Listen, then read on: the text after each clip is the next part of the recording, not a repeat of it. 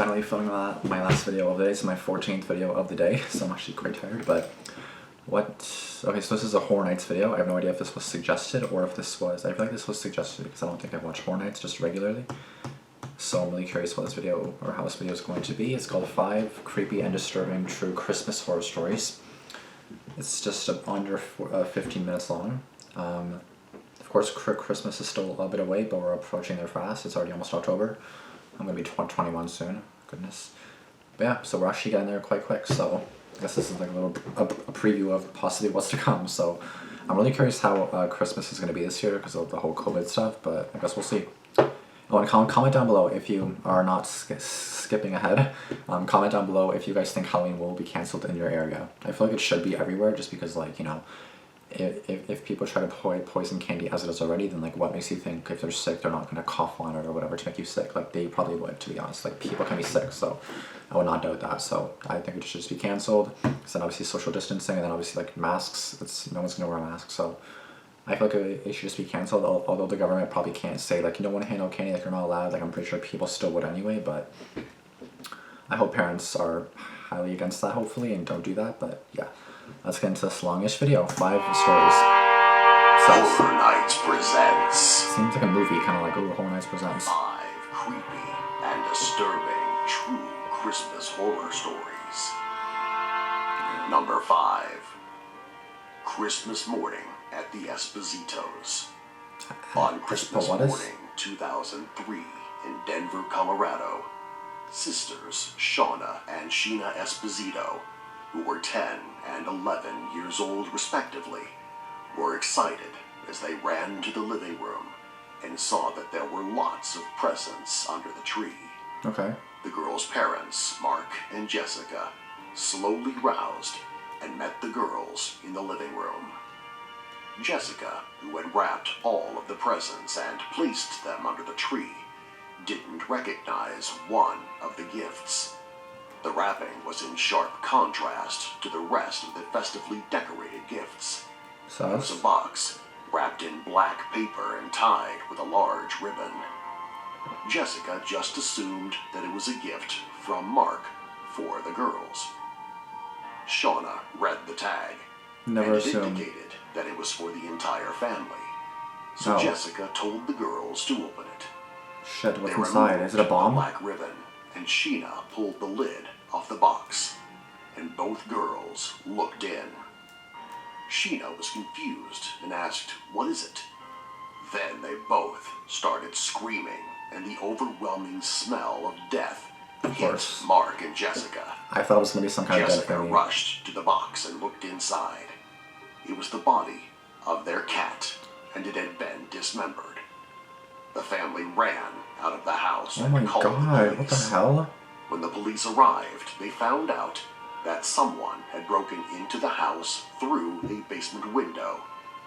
In the unfinished basement, the intruder killed the cat, dismembered it, put it in the box that he or she brought with them, tied the bow, and then left it under the tree.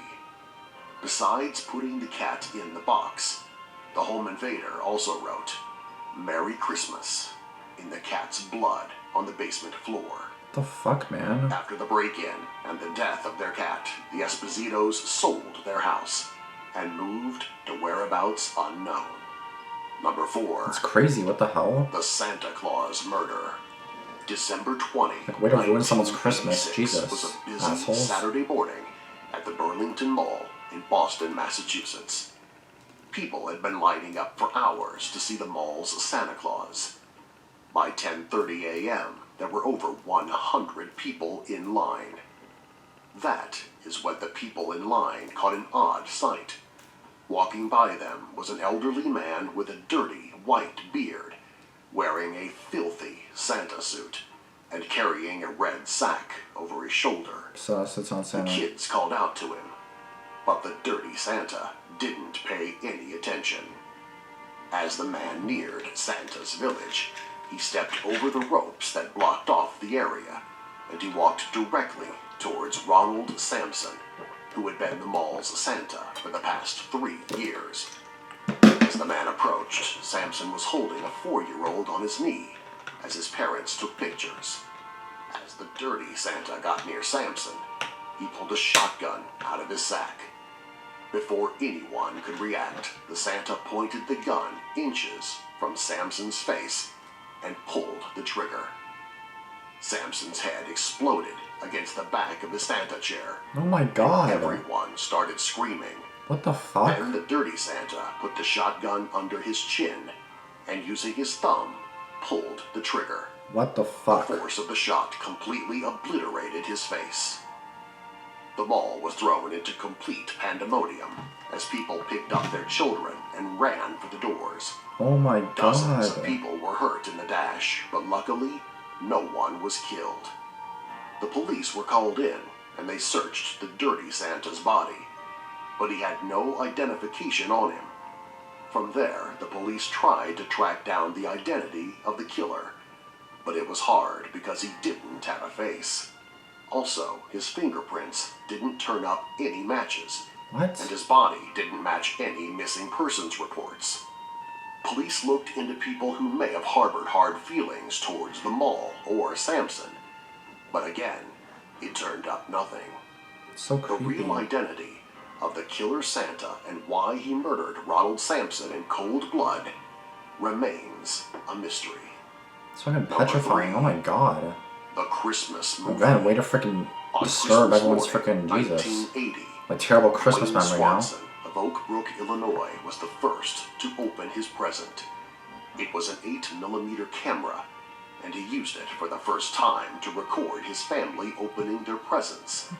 And he used it to record other family events throughout the day. Okay. On That's fair. January 15, Swanson took the film to the local photography store to get There's it probably film developed. already on it. Oh And my in god. turn, they sent the film to a film processing lab just outside of Chicago. A week later, Swanson picked up the film and took it home. His family, which consisted of his wife and 3 children who ranged in age Why does from that face look 7 so to 12, distorted? had It's like the decided to teeth have a and... pizza party and watch the movie. The children had never seen themselves on film before, and they were excited. Until... They were all seated in front of the projector. I'm scared what And they're gonna as the see. movie rolled, the family immediately did not recognize the home in the video. Yep. Then the camera moved to a family of 4, a father, mother, and 2 Did they get- teenage sons. And they were all tied to chairs, blindfolded, and gagged. It shocked the Swansons, and Dwayne got up to turn off the projector. However, before he could, a man wearing a balaclava walked up behind the members of the family, took out a handgun, and shot the father in the back of the head. Oh my A hole god. appeared in his forehead, and blood poured out. He slumped down and urinated himself. At that point, Dwayne finally got to the projector, turned it off, but it was too late. His children had seen too much, and they were screaming. The Swansons immediately called the police, and they took the film as evidence. They were able to match the video to a quadruple murder of the Jansen family that happened in Chicago about a week prior. It's believed that it was committed by a biker gang because the family was related to someone who planned on testifying against the gang. The police tried to trace the owner of the film, but it's believed that one of the workers at the film processing laboratory developed the film off the books and got the murder film mixed up with the Swansons' family Christmas film. Unfortunately, the murder of the Jensens has never been solved. Number 2. I fucking hate seeing that version of it get solved. Disappearance of Eric Wallace. On Christmas morning, 1973, it was warm in the early morning hours in Gainesville, Florida. 6-year-old Jillian Wallace awoke to someone throwing pebbles at her window on the 2nd floor of her house. What? She looked out and saw a man dressed as Santa Claus, holding a red sack outside of her window. And she's probably not gonna He believe made it. a shushing motion by pressing his finger to his lips, and Jillian copied the man. Quietly enough not to wake anyone else, Santa told The setup. Jillian he slipped off the roof, and he asked her to quietly come downstairs Yeah. and let him into the house. Oh my god. Jillian did as she was asked, and when Santa was in the house, he asked her to show him to her brother's room, 4-year-old Michael Wallace, He said that he was just going to make sure he was asleep before leaving them lots of presents. He also told Jillian that she should go to sleep, or he wouldn't leave anything. Jillian did as she was told. So you went to bed with a random guy in her house. Again, you're She sick to get tried up to early. listen for the reindeer on the roof, but she soon fell asleep. Jillian awoke the next morning to her mother screaming. Her brother was gone. The police were called and Jillian told them about how she let Santa into the house. They questioned her for hours, but all she could tell them was that it was a man dressed like Santa. Jillian soon understood that the man she let into the house was not Santa Claus, and that the man stole her brother. As the days turned into weeks, which turned into months, Michael still hadn't been found, and Jillian was becoming more withdrawn, and she stopped talking completely. Her family was concerned, and she was taken to a psychiatrist. After a few sessions, the psychiatrist was incredibly concerned about the girl and thought that she needed around-the-clock help, at least for a little while. She's probably In traumatized as December hell. 1974, Probably feels it's her Michael fault. still had not been found, and Jillian had spent 8 months on the children's ward at the hospital. On December 15, a local volunteer, Randy Boyden, came to visit the children in the hospital, and he was dressed as Santa Claus. Originally, the plan was to keep Jillian away from Boyden, but she seemed to be fascinated by him, so they slowly let her get closer and closer. Then Boyden turned and beamed a bright smile at her. "Hello there," he said to Jillian. "Would you like to sit on my lap?" Jillian nodded her head, and the doctors were astonished. They thought it was a breakthrough, so they let the girl move closer. Jillian climbed onto Boyden's lap, and he said, "What do you want for Christmas?" My brother. Jillian said, "My brother." There That's was so an audible sad. gasp from the staff. "Is he at home with Mommy and Daddy?" Boyden asked. "You took him," Jillian said. "I took him?" Boyden asked with a confused look on his face. Without warning, Jillian moved her face close to Boyden's and bit his nose. He screamed, and the staff ran towards them. Jillian latched on, and the harder Boyden screamed, the harder Jillian bit down. Shit. When they did finally pull her off, Jillian had bitten through the nose, and she spit it out of her mouth. Ew. Boyden was writhing on the ground, screaming in agony. Unfortunately, the doctors were not able to reattach Boyden's nose, and he was permanently disfigured. Oh my Police god. looked into the possibility of Boyden as the one who kidnapped Michael Wallace, but they confirmed that he was in a different city at the time of the kidnapping. The whereabouts of Michael Wallace and the identity of the man who kidnapped him Didn't say the disappearance of to Eric this Wallace, day, not Michael Wallace? Jillian is still in a psychiatric hospital. Number 1. That's fucking sad as The Hill hell. family That dinner. is so On sad. This is Christmas so depressing. afternoon, 1951, Joan Hill of Cleveland, Ohio, hosted her in-laws for Christmas dinner. When they arrived, they were surprised to see that Joan's husband, Jake, wasn't there. Joan said that Jake, who fixes furnaces, was called out to an emergency, and he would be home shortly. Jake also said to eat without him if he wasn't home by 5. Jake's family, which consisted of his parents, his sister, brother, and their spouses, hung around sipping cocktails over the next hour. At 5, there was no sign of Jake, so they all sat down and ate the ham that Joan had baked. Everyone was in a good mood, and the ham tasted great, but it was a little unusual because it tasted sweet.